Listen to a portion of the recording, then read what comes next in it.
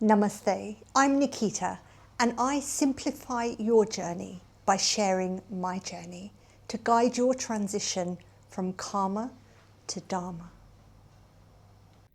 Namaste, I'm Nikita, and if you've been following me for a while, then you'll notice that I'm in a different location today. I'm in a beautiful hotel, and it's in the English countryside, and I've just checked myself in for 3 days alone, by myself, so that I can write. So many of you might not know, but I actually love writing. In fact, I would say it's one of my greatest passions in life. I often joke with my family that if I could, I would just lock myself away for 3 or 4 days and just write until my heart's content. And so that's exactly what I'm doing now. I'm in the beautiful English countryside. I'm so lucky to have this opportunity. It's called the Retreat Elcott Park. I will put the details below in the caption so that you can have a look for yourself if you are in the UK. And it's a place that has inspired me for quite a while. So I used to come here to this hotel with my husband for like dinner and live music. I've done an afternoon tea here before, but I always felt this strong pull to want to stay. And it's got a lovely spa, but not just that, it's the home of a former poet. And there's so much artistic expression all over the hotel that you just can't help but be inspired by it. And I came 6 months ago for my first overnight break by myself. I spent 3 nights here just before Christmas, actually, and it was the best thing that I did. It was a chance for me to recoup, for me to reflect on my year and to really think about what I wanted to achieve in the next year. And so I made a commitment to myself that I'm going to come to this place at least once, if not twice a year going forwards. So here I am at this beautiful, stunning retreat hotel. I mean, they said it's fully booked, but actually it's so quiet I can't see or hear anybody. So I think I'm going to have a really, really peaceful time. I just wanted to show you my journal. So I told you that I'm really heavily into writing. I love writing, journaling, typing, anything to do with, getting my thoughts down on paper. This is the current journal that I'm using. It's a gorgeous, beautiful book. This is from Paper Chase, and I love the colours. The colours black and gold are very special to me because they are the company colours of my dance school, which I've been running for 20 years. So Journey with Nikita, the company colours are grey and gold. And there's a reason for that, and maybe I'll do another video about that sometime. But my dance school, the company colours were black and gold. So when I saw this journal, I just fell in love with it. It is gorgeous, and I wish you could feel the texture. It's really stunning, and the detail as well. And all this is handmade. So I really do invest in beautiful journals because I think that they are so important. My husband often jokes, and he's like, "Oh, that's your Bible," and it's true because I keep it close to my heart, and I just love writing. I actually, every evening I go up to bed like a little bit earlier, and I spend half an hour to an hour just journaling my thoughts, and even sometimes throughout the day. I've also been working on a new book. So some of you might know that I write poetry, and I've published my first book, Meditation Through Poetry, and I'm really proud of it. But the poems in that book were very much written in my younger years. In fact, some of them were even written in my childhood and teenage years. So when I look back now, I'm like, wow, it sounds like a different person. In fact, somebody said that to me the other day.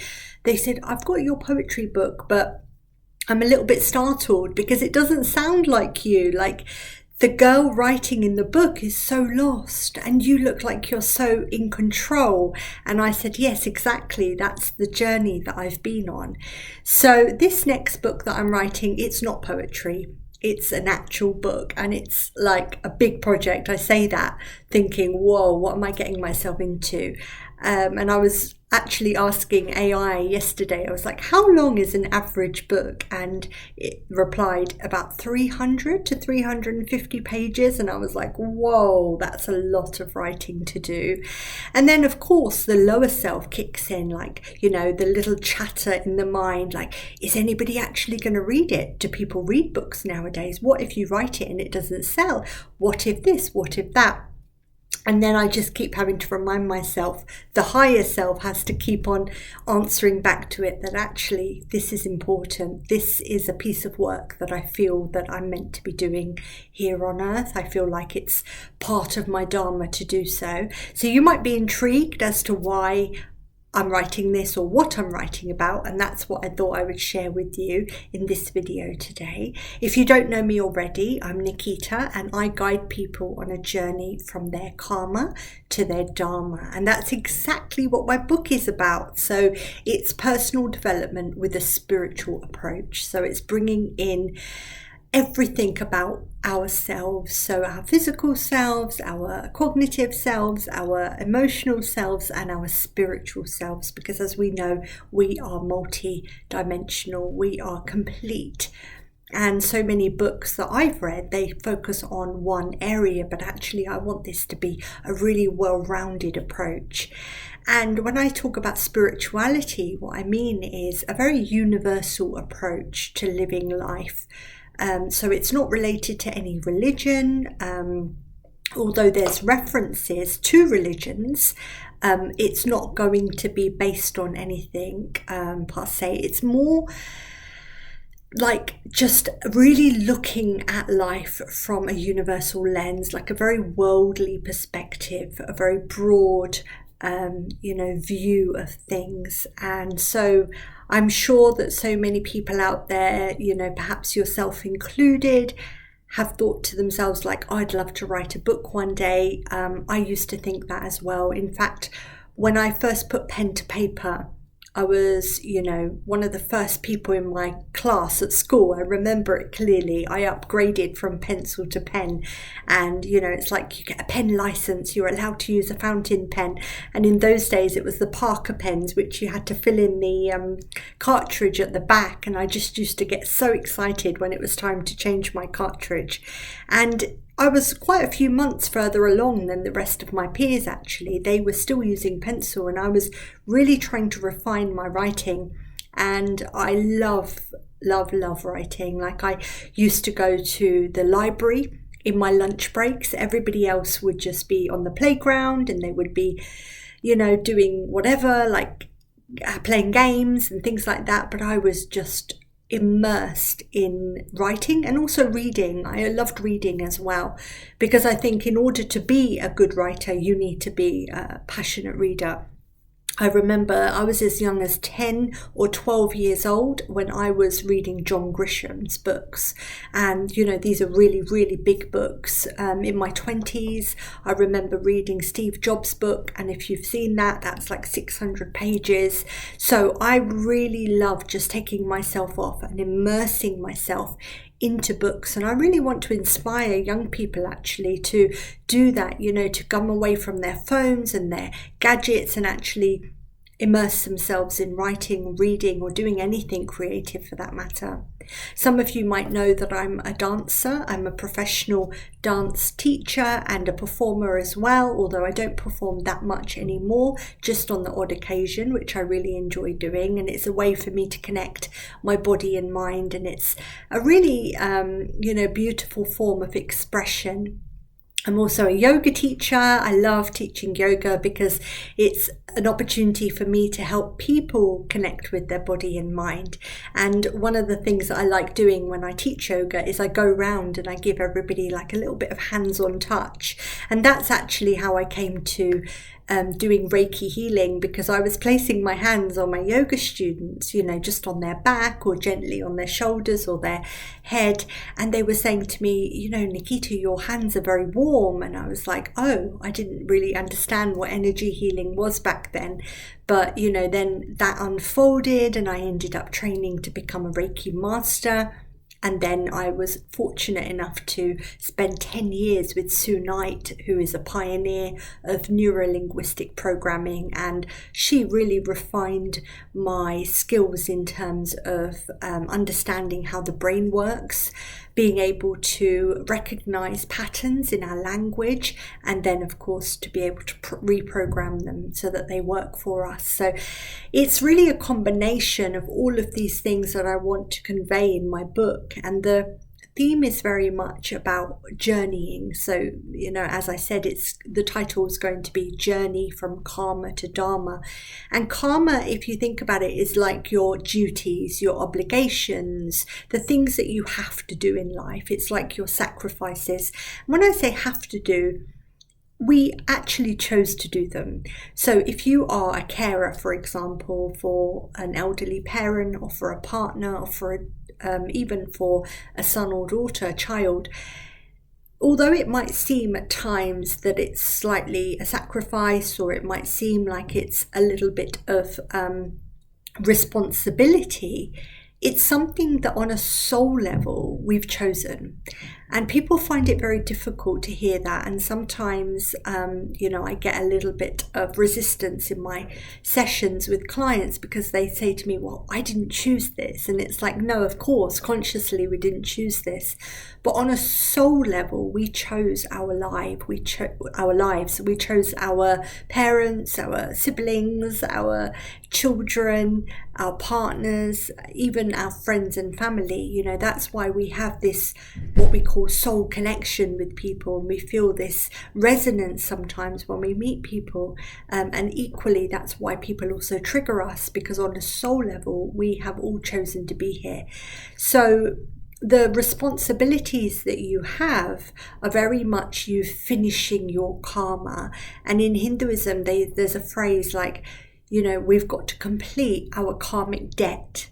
And the word debt implies that it's something that you've got to settle.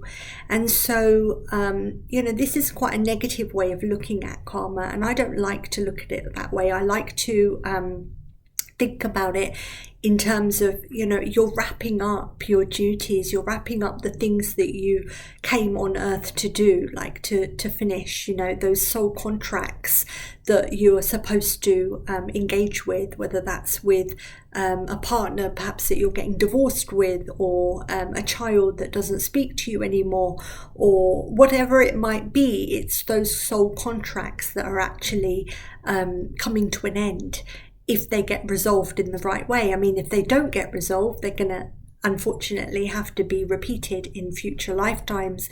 But what's so exciting about this journey from karma to dharma is that we've got this opportunity now to wrap up.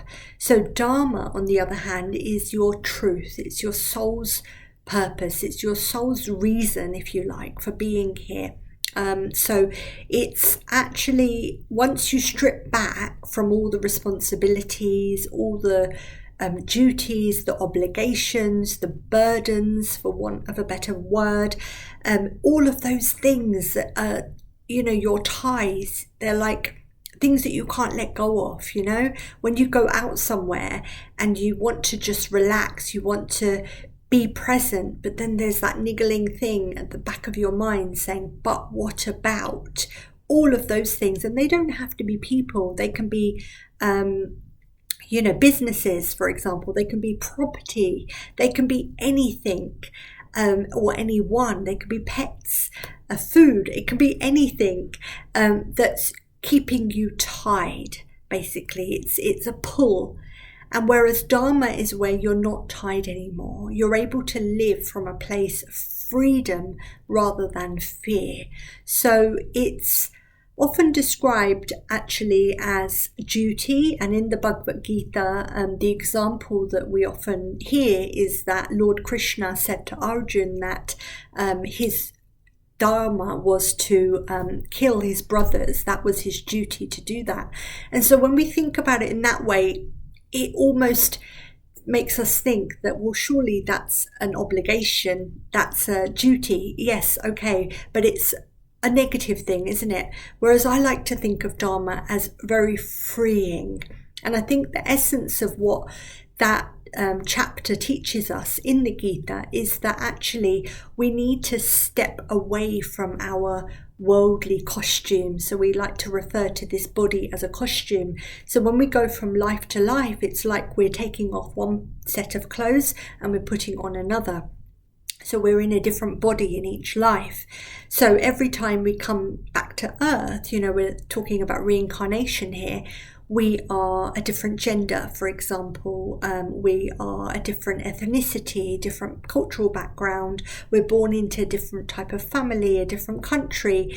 And so what that episode teaches us from the Gita is that actually I'm none of those things. I'm not identified by those labels. So yes, I may have been born into the family that was XYZ, but that's not me. My soul is pure. My soul is eternal, and it's it's beautiful. It's powerful, and it doesn't have any attachments. So that was really the lesson from that. So when we talk about Dharma, we're talking about really being free from any labels, disassociating, and that does not mean neglecting. So we need to be very clear here. A lot of people, when they come to my workshops, they're like, yeah, but I'm not in a position to neglect my elderly father or my children or my siblings or whatever it is. No, we're not saying that you just wash your hands off everybody and say, right, I'm living my Dharma. What we're saying is that you don't have that attachment, or should we say codependency, on that person or people or things, whatever it is. So I'll give you an example now. I think we've talked enough about people. Let's talk about things like separate entities. So I had a very strong attachment with my business. So I mentioned that I ran a dance and yoga school.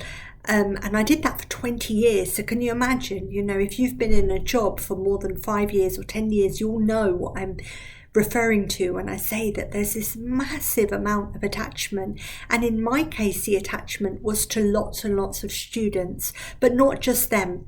Their parents, their families, their siblings. Like, I knew everything about my students. I took so much personal interest in them because that was my personality to do that. I'm a very caring person. I'm very attentive, and I don't work just for the sake of working. Everything I do, I put my 100%. And so I knew everything about all of my students. And so can you imagine how many energetic ties I had? And that was getting too much for me. No matter how much cord cutting I did and how much energetic work I did on myself, I still felt this heaviness, this weight on my shoulders. Even during the holiday periods when I didn't need to teach dance and yoga, I still felt this really strong pull, as if I might as well just be there with them because I'm thinking about them, or I'm worrying about this or that. And so, a lot of people think that's normal. That's okay. That's part and parcel of life. But actually, there was something in me. There was something niggling away in my higher self telling me, no, you don't need to live like this. This is you living from obligation. You living from this sense of having to do things, and that's where the limiting language patterns come in, like I should do this or I must do this. Whereas I realized that actually to be in my Dharma means I'm free from all of that. It doesn't mean that I sit in a room by myself and don't talk to anyone, although I am doing that now actually. What it means is I don't have that energetic attachment. This is what's really important. So if you take away one thing from this video today, I want you to take this away.